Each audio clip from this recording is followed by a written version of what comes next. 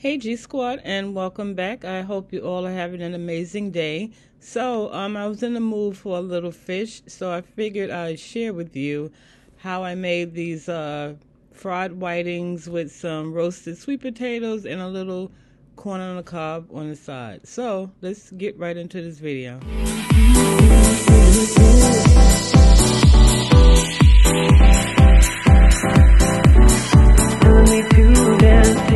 Alrighty, so per usual, here are my ingredients on the counter.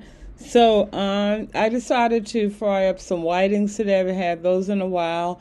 So I went on ahead and I washed them in cold water and vinegar.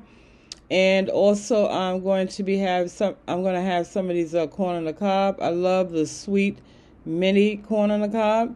So also we're going to be doing some roasted yams, and I'm just going to chop them up roughly, and I'm going to actually cook these in my air fryer.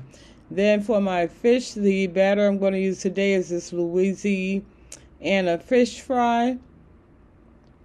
My seasonings on deck are, pretty much my basic seasonings. I have some salt, garlic powder.